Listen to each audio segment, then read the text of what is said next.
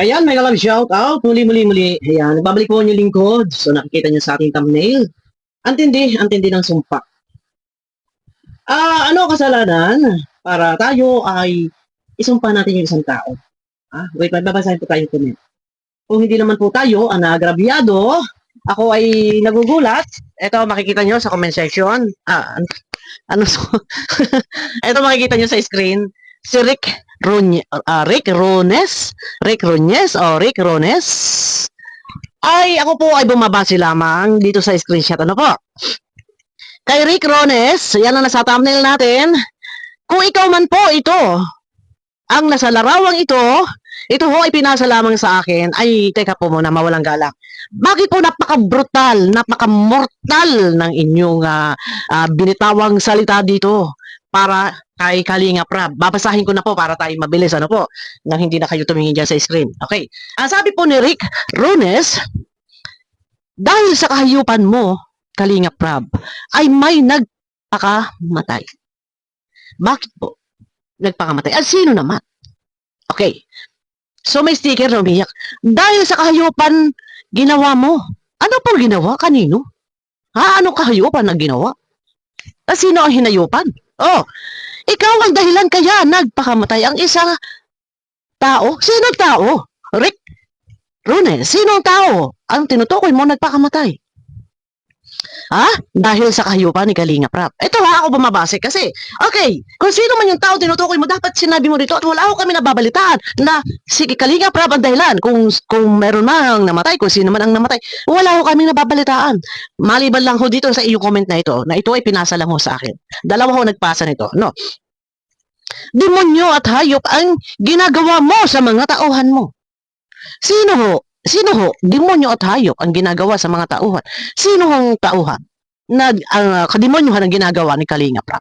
Rick Rones. Rick Rones. Sino ho? Sino ang kahayupan? Sino tauhan? Ang wilalang hiya. Rick Rones, sino ho? Maghuhulos dili kayo kung wala kayong sapat na ebidensya, maling-mali po ang inyong mga sinasabi dito, Ayun demonyo at hayop ang ginagawa sa mga tauhan mo. Makarma sana ang buong pamilya mo. Binabasa ko lang dahil ito ang ating basihan. Lahat na sinasabi mong makarma, baka sa iyo tumama. Walang ginawa, nakahayupan si Kalinga Prab sa kanyang mga tauhan. At wala kami nabalitaan na nagpakamatay ang isang tao dahil sa kahayupan na binabanggit mo dito. Ano ang ginawa ni Kalinga Prab? At sino ang tao na nagpakamatay na to dahil sa kahayupang ginawa? Okay, makarma sana ang buong pamilya mo. Sa iyo, baka po tumama sa iyo ang sinasabi mo. Kapag tayo nagbibitaw ng ganito, baka po tumalbog sa iyo. Mag-iingat tayo dahil hindi natin hawak ang panahon, ang buhay. Na lahat ng inyong binibitaw ang salita, baka ho tumalbog sa inyo dahil masama ho ang inyong binibigkas, ang inyong sinasabi. Hindi ho tatama doon sa taong ina-addressan nyo dahil walang ginawang masama yung taong ina-addressan nyo, baka ho sa inyo tumalbog yan. Sa inyo ho bumalik yan. Okay. Mabuti pa ay mamatay ka. Sana sa sakit. Hayop ka, Kalinga Prab. Yung Rick Rones na to, at may picture dyan, ito po ay naipasa lang sa akin. Mawalang galang ho. Dahil ang inyong post po, ang inyong comment ay nakapublic. So, nakapublic din ang video ko, so wala namang problema. Dahil ito ang iyong mga binitawang salita. Sino ang tao o tauhan ni Kalinga Prab ang nagpakamatay? Wala ho kami nababalitaan. Wala ho kaming alam. Sino ho? Dahil sa kahayupan na sinasabi mo rito na dahil sa kahayupan ay nagpakamatay. Na ang sasabihin mo pa dito, makarma sana ang buong pamilya mo. Mali ho. Hindi kayo dapat nagbibitaw ng ganitong salita dahil una-una, walang katotohanan ang sinasabi mo na dahil sa kahayupan ay nagpakamatay. Wala hong katotohanan yan. Yan sinasabi mong iyan, baka ho tumalbog sa iyo. Mag-iingat tayo. Alam ng lahat kung gaano kabuti. Wala rin kami nabalitaan na sinasabi mo nagpakamatay. Baka ho tumalbog sa iyo ang lahat ng sinasabi mo. Mag-iingat ho kayo. Sa sinasabi nyo ito, kayo ho ay masyadong brutal. Masyadong mortal. Makasalanan. na ipaghari mo yung isang tao na hari nawa ay karmahin ang buong pamilya. Masyado brutal, mortal ang iyong ipaghari ang iyong kapwa. Wala ho kami nabalitaan na merong namatay na tauhan dahil sa kahayupan. Dito pa lang ho sa inyong comment, napaka-brutal eh. Kayo ho ang gumawa ng kasamaan. Sa inyong comment, kayo ho ay pinaghahari ninyo. Hari, sinasabi nyo makarma sana. So, pinaghahari, pininihiling na makarma sana ang buong pamilya. So, kayo ho ang nakagawa ng isang karumaldumal, mortal, brutal na komento para sa kapwa ninyo. Kayo ho ang nagkamali. Wala ho kaming nabalitaan at wala ho ganyang pangyayari na may namatay na isa sa tauhan ni Kalinga Prab dahil sa kahayupan. Di ba? Kayo ho ba sa inyong puso ay meron ba naghahari? Nakabutihan, naghahari pa ba sa inyong puso ang Panginoon? At nakakapagbitaw ho kayo ng ganito. Masyado nakarumaldumal at brutal ang inyong mga binitawang salita dito. Na hindi naman ho kayo kilala ni Kalinga Prab. Kung sino ka man Rick Rones ka. O, tama, Rick Rones. Kung sino ka man ho. Kayo ho, nagkamali kayo ho, ang nanunumpa. Wala ho, namatay na tauhan at walang hinayop-hayupan sa mga tauhan. Walang ginawang hayop, hayop-hayupan sa mga tauhan ni Kalinga Prab.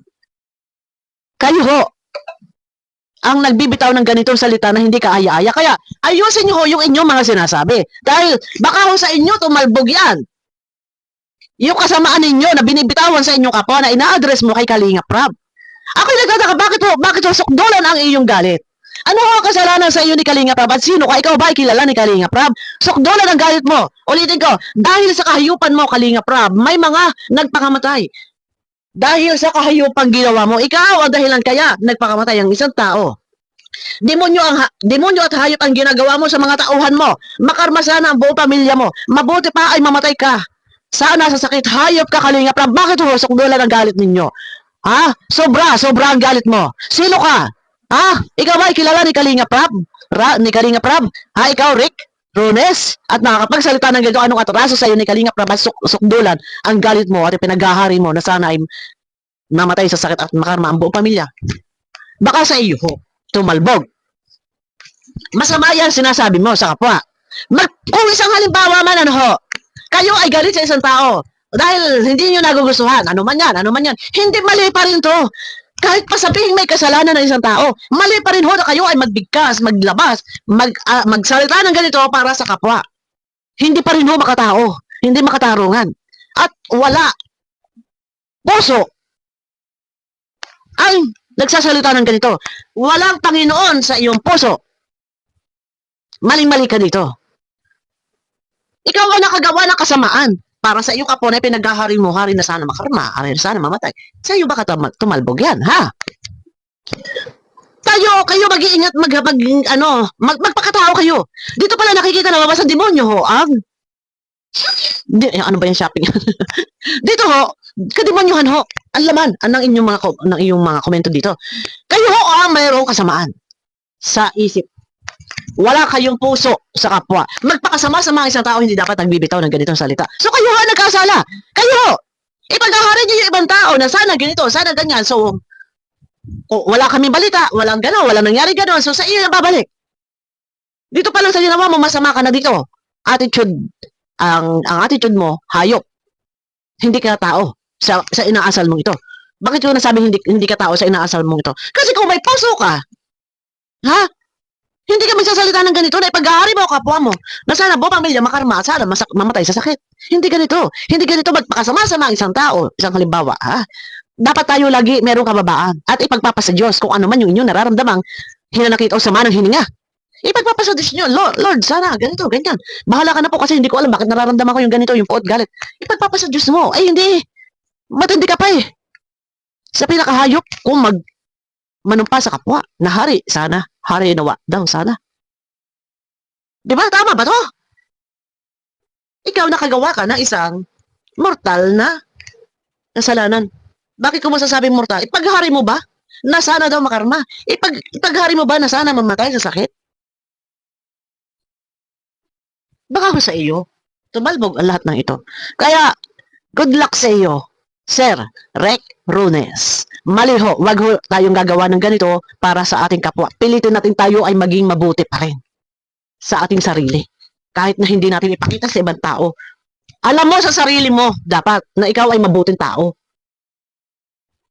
Kasi kung ito yung kinamit mo, ano ang masasabi mo sa sarili mo sa pagbibitaw mo ng salita? Oh, kung ako, ay napakasama ko. Oh, di ba? Napakasama mo. Napakasama mo na ikaw naglalabas ka ng ganyan pahayag sa kapwa mo na hindi tama to. Ha? Hayop. Ang asal mo. Wala kang puso sa kapwa. Walang Panginoon sa puso mo. Ipaghahari mo yung ibang tao. Sabi ko nga, isang halimbawa, galit ka sa isang tao, magpakasama-sama man yung tao, pero hindi dapat gano'n ay maghahari ka pa din ng kasamaan. Hindi dapat gano'n. Ikaw ang lumalabas sa masama. O, di ba? Yung tao pinaghahari mo, yan ang yayakapin ng Panginoon. Dahil kawawa naman yung tao na ipinaghahari mo ng kasamaang karmahin, buong pamilya, mamatay sa sakit. Ikaw ang masama. Mali itong ginagawa mo. At hindi ka kilala ni Kalinga Prab kung sino ka. Rick Nunes, sasabihin mo may namatay. Natauhan. Dahil sa kahayupan. Di ba? Dito pa lang mali-mali. Pwede ka rin makasuhan dito. Sa ginagawa mong ito, alalahanin po natin. May batas, rektahan ang iyong pagpaparatang. Na may pinaratangan mong may namatay dahil sa kahayupan ni Kalinga Prab. May namatay na tauhan dahil sa kahayupan daw ni Kalinga Prab. Di ba? Ang sama mo ho. Hari na walokobin ng Panginoon ang iyong puso. Hipuin ng Panginoon ang iyong puso na ikaw ay nawawala ka sa tamang pag-iisip. Nawala ka ho sa tamang pag-iisip. Hindi ho ganyan. Napakaganda pa naman ang aurahan nyo. Napaka-professional nyo po sa picture. Pero hindi ko alam kung ikaw ba to, kung ano ba to. Pero ang comment dito ay wala ito sa katinuan ng pag-iisip. Dahil kung tayo ay nasa katinuan ng pag-iisip, mali pa rin, hindi tama na tayo magbigkas ng ganitong salita sa ating kapwa. Pilitin natin na tayo ay meron pa rin kababaan at haba ng pasensya or lawak ng unawa. At depende po yan. Ano po? Na tayo, kung nakagawa nga, sabi ko nga kung nakagawa nga na isang pagkakamali, isang halimbawa, galit na galit kayo, hindi pa rin tama yun. Hindi tama na ganyan yung sasabihin mo sa kapwa mo. Di ba? Ako'y taka, bakit sobrang galit ninyo? Magbabon kayo at huwag kayong manood sa Kalingap. Kung kayo bubwisit. Oh, sabi mo may namatay. Natauhan dahil sa kahayupan ni Kalingap. Nagpaparatang, may namatay daw. Dahil sa kahayupan. Sino naman? O, di ba? Talaga matindi. So, ayan, hindi ko alam kung paano ang sistema nito, bakit ganito, bakit ganyan kayo. Maghari sa ating puso yung kababaan. Kahit tayo galit, minsan, pilitin natin wag tayo makagawa ng isang pagkakamali sa ating kapwa. Ang lumalabas dito, ikaw ang mali. Ikaw ang nakagawa ng kasamaan sa kapwa mo. Hindi ito makatao. So, wala ka sa katinuan na pag-iisip kaya nagagawa mo to. Kasi kung matino ang isip mo, hindi ka magbibitaw ng ganito na ipag-ahari mo kapwa mo na sana ay makarma. Buong pamilya asal ay mamatay sa sakit. Tama ba to? Tao pa ba to? Hindi ito tao. Kasi ang isang normal na tao, ang isang tao, hindi ka gagawa ng masama para sa iyong kapwa. Iisipin mo pa rin, maging okay ang lahat. Maging okay, maging may pagmamahal. Matindi ka. Matindi ka, baka kung may alaga kang aso, baka mas matino pa yung aso sa nangyaring pagko-comment ng ganito. No? So, ayun, ako ay nagbabase lang sa comment. So, kung sino man po ito, ay mawalang galang po. Mag-iingat po kayo dahil magpakasama-sama man. Isang halimbawa, may mali si Kalinga Prab. Hindi pa rin po makatarungan. Hindi pa rin po makatao ang inyong binitawang komento. Mali po.